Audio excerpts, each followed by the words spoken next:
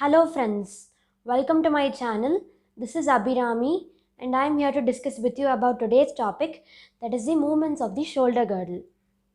Okay, the movements at the two joints of the shoulder girdle happen because of the movements of the scapula, okay? But the movements of the scapula may or may not happen because of the movements at the shoulder joint. Okay, so there are 6 movements of the scapula. These are protraction, retraction, elevation, depression, forward rotation and backward rotation. Okay, so first let's talk about elevation. So elevation of scapula happens when you shrug your shoulders like this, and during this movement the muscles that help are the upper fibers of the trapezius and the levator scapulae, and during this movement the lateral end of the clavicle rises upwards and the medial end of the clavicle goes down. So there is the image for the elevation of the scapula over here. Now we will talk about the depression of the scapula. So the depression of the scapula happens when you droop your shoulders like this. Okay, you droop your shoulders, and the muscles that work here are the lower fibers of the serratus anterior and the pectoralis minor. And during the drooping of shoulders, the medial end of the clavicle rises upwards and the lateral end of the clavicle moves down. So here's the image for the depression of the scapula. Now let's talk about protraction of the scapula. So protraction of the scapula happens when you push things away from you. Okay, like this. Okay, you push things away from you. That's when protraction happens. And the muscles that help in the protraction of the scapula are the serratus anterior and the pectoralis minor. And during the protraction of the scapula, the lateral end of the clavicle moves forward and the medial end of the clavicle moves backward. Okay, you can see an image for the protraction of the scapula. The next thing is the retraction of the scapula. The retraction of the scapula happens when we square our shoulders, okay, like this. We square our shoulders, and when we square our shoulders, the clavicle lateral end moves backwards and the medial end moves forwards. The muscles that help here are the rhomboideus and the middle fibers of the trapezius.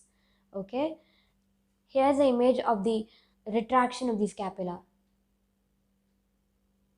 So during the forward rotation of the scapula moves around the chest wall, and this happens during the overhead abduction of the arm.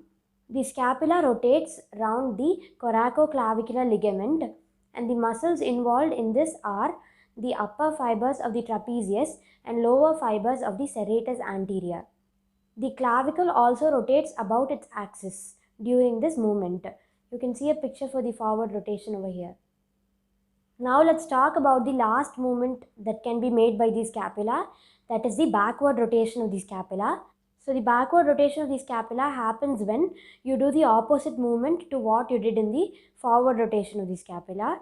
So this can happen by gravity, or it can happen actively by the muscles levator scapulae and rhomboideus. Now let's talk about the ligaments of the scapula.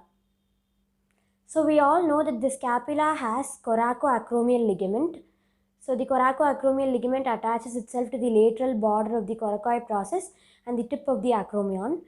So the coracoacromial ligament, the coracoid process and the acromion process together form the coracoacromial arc, and the coracoacromial arc acts as a secondary socket to the humerus, and it protects the humerus and makes the joint more stable. Okay. Now let's talk about the spinoglenoid ligament and the suprascapular ligament. So this is the suprascapular ligament, the red marking over here, and this is the spinoglenoid ligament. Okay, so the suprascapular ligament arcs over the suprascapular notch. See, this is the suprascapular notch. So the suprascapular ligament arcs over the suprascapular notch, and the suprascapular nerve passes beneath the arc, and the suprascapular artery and vein passes above the arc. Okay, and then the nerves and the vessels travel down and they reach the spinoglenoid ligament. So the spinoglenoid ligament arcs over the spinoglenoid notch, and it is a weak band of ligament and all the suprascapular artery and vein and the nerves pass deep into it, into the infraspinous fossa. So the infraspinous fossa is supplied nerves and vessels through the spinoglenoid ligament. So that is the end of this session. Thank you for listening to me. If you like my videos, please like, share, comment on it and subscribe so that you will get notifications about my new videos. And if you have doubts in bones of the upper limb chapter 2, you can visit my previous videos. Thank you.